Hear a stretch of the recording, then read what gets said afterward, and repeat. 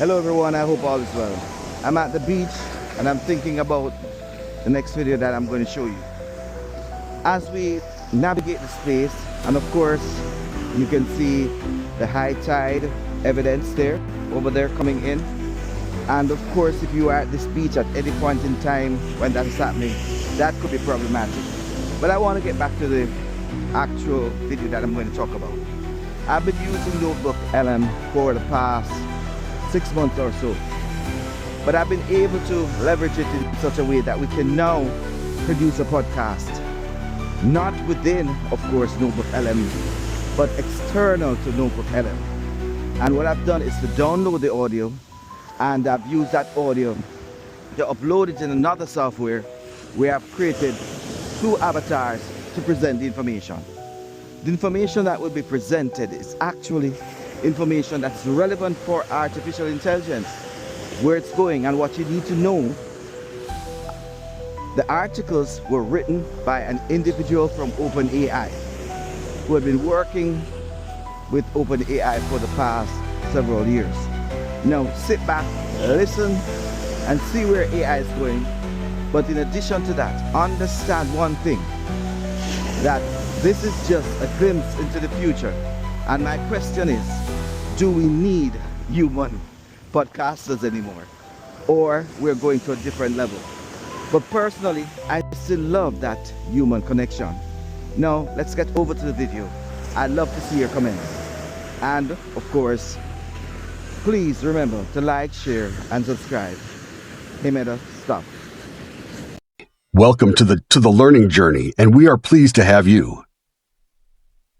I am Brandon. I will present with my co-host, Mary. I am sure you're here because you want to understand what's really critical right now. Cutting through all the noise. Today, we're diving into something pretty fascinating and honestly quite bold. It's a series of essays called Situational Awareness, The Decade Ahead.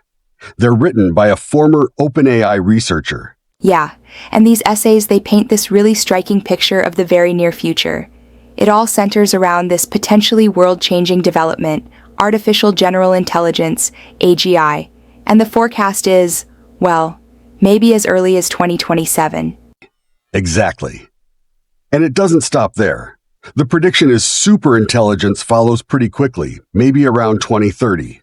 We're not just talking small steps here. These are like predicted leaps that could totally reshape things in just a few years. Right. I mean, we're already seeing AI advance so fast. These timelines really make you sit up and pay attention. So, our mission here in this conversation is to unpack the arguments behind these predictions. We want to look at the implications and, understand why these essays are making waves. Why they feel so... Well, compelling, maybe even unsettling. We've looked at the essays themselves, obviously, but also some of the chatter online, like on Reddit's AI communities, and touched on some cybersecurity viewpoints too, because, well, rapid AI brings up those issues. Definitely. So, the big question we're tackling is how plausible is all this? AGI, superintelligence, this near-future timeline the researcher lays out.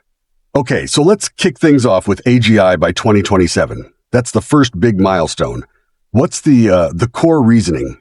How do they get to such a specific near-term date? Well, the argument basically boils down to projecting forward some current trends. It's across 3 main areas. First, just the sheer amount of computing power being thrown at AI. Second, how much better the algorithms are getting. And third, progress in overcoming the current limits of AI, what the researcher calls unhobbling. Archer calls unhobbling. Okay, compute, algorithms, and unhobbling. And they use this concept, orders of magnitude, right? So it's about exponential growth, essentially.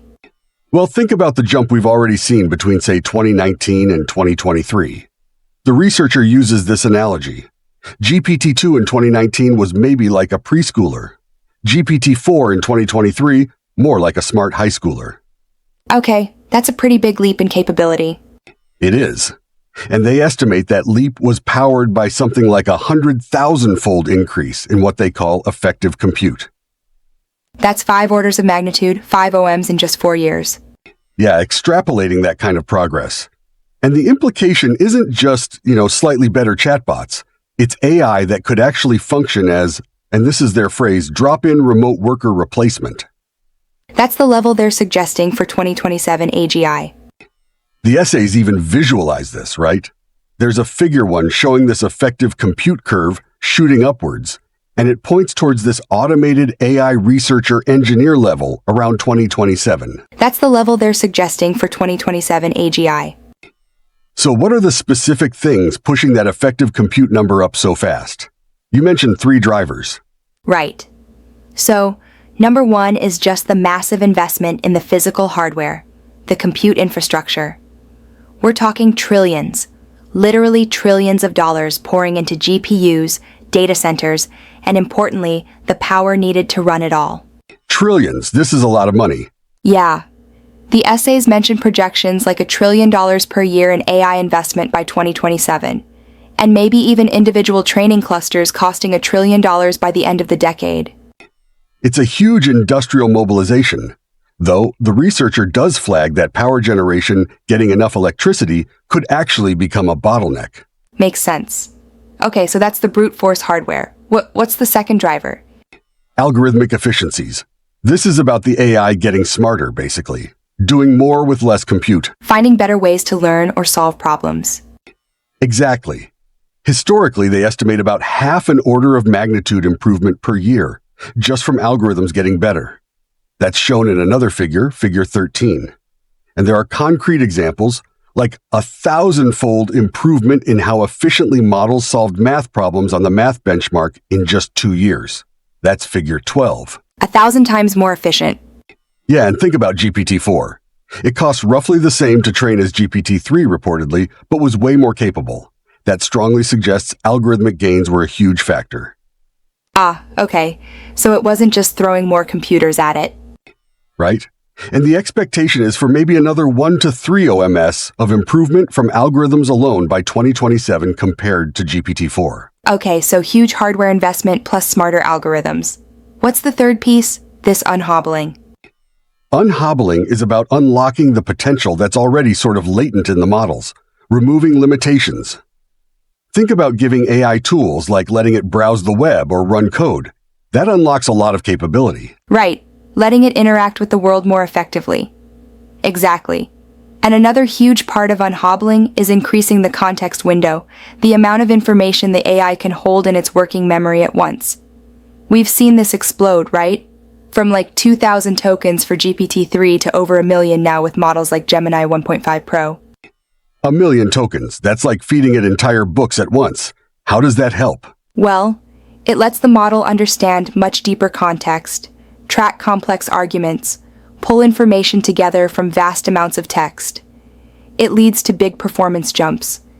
Even for smaller models, if they have a large context window, the essays talk about maybe onboarding AI with huge amounts of context, like giving it a whole personalized library. Okay, and is there anything else under unhobbling? Yeah. Also, this idea of test time compute. Basically, letting the AI think longer or harder about a problem, giving it more computational time to work through something complex, not just a quick answer.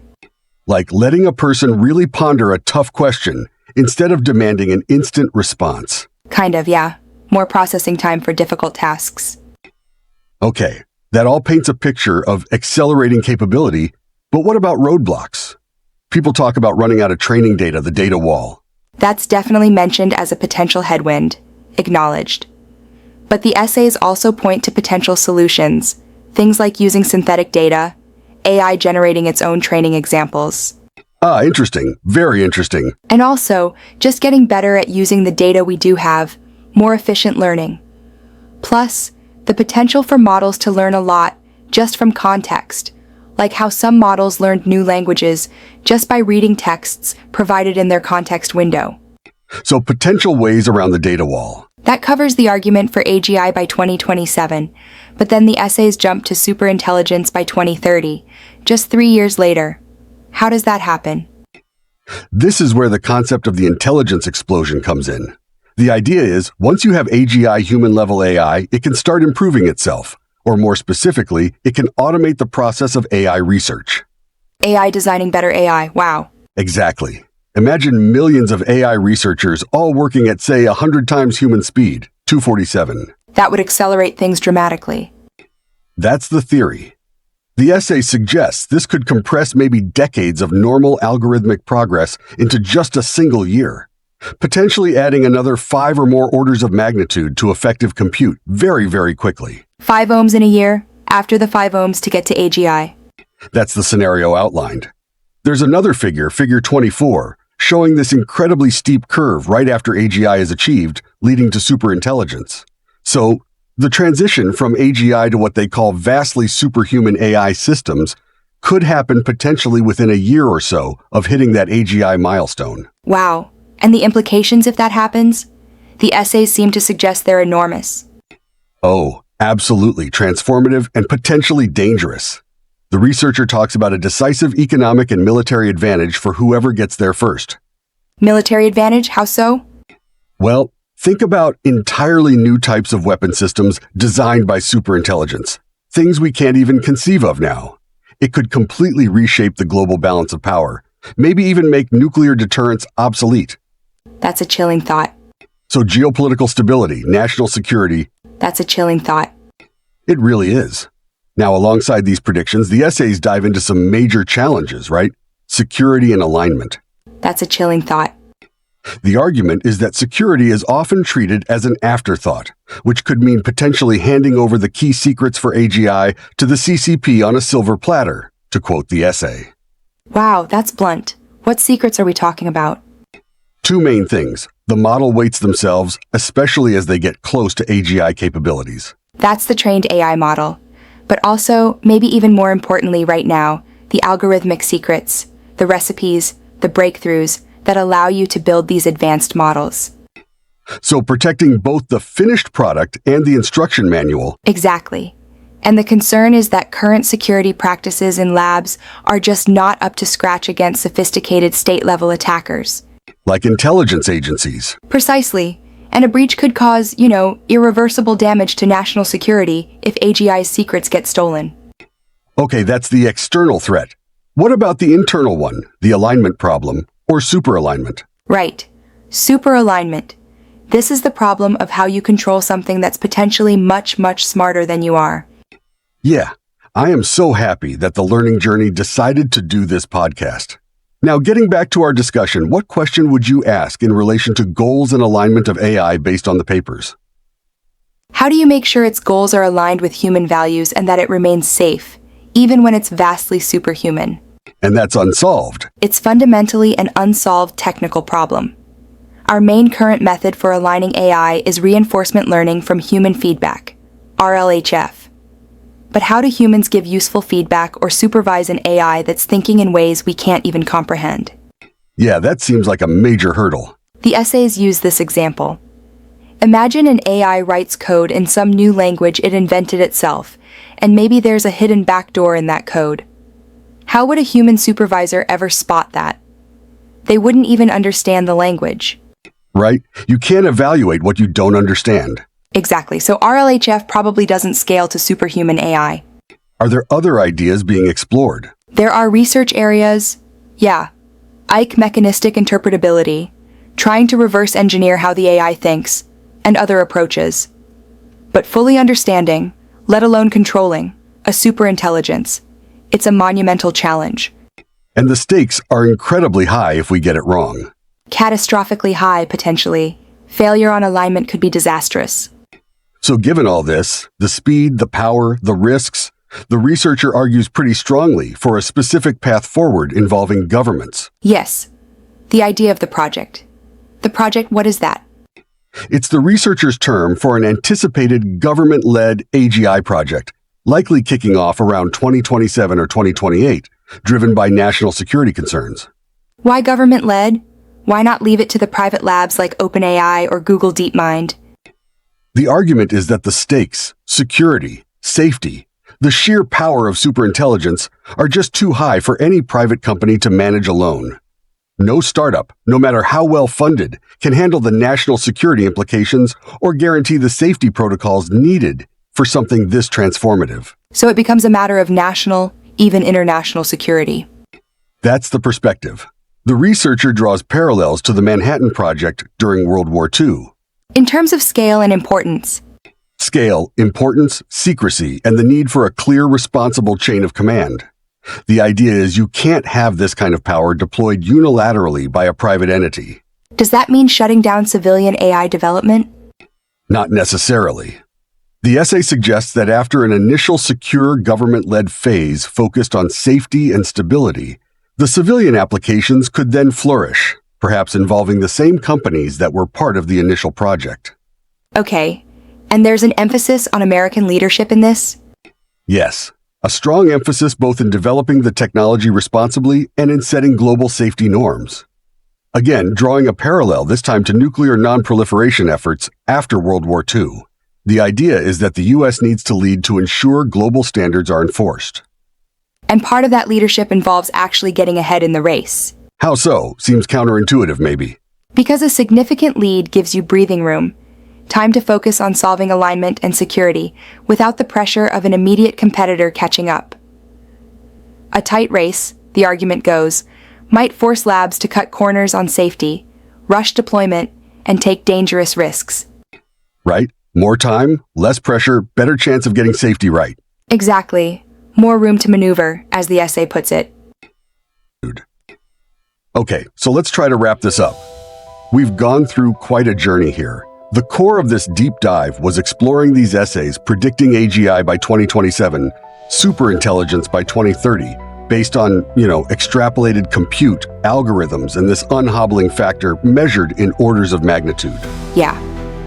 And we looked at the huge potential implications: economic, military, societal, both the incredible upside and the pretty scary downside risks. Plus, those critical challenges, securing the tech from adversaries, and the unsolved problem of superalignment controlling something smarter than us. Which leads to the researchers' proposed solution. A government-led project to manage the transition, prioritizing safety and security, ideally with U.S. leadership. Absolutely. And it leaves us with a final thought, really, for you, the listener. If this timeline, or even something close to it, is plausible, if this kind of rapid, profound change is potentially just a few years away, what does that mean for how we think about things right now? What assumptions about intelligence, about security, about how society is governed might need a radical rethink? Yeah. What needs to change in our thinking if the future outlined in these essays arrives much, much sooner than we expected? Thanks for joining the learning journey, and remember to subscribe. The use of AI requires great responsibility. Until next time.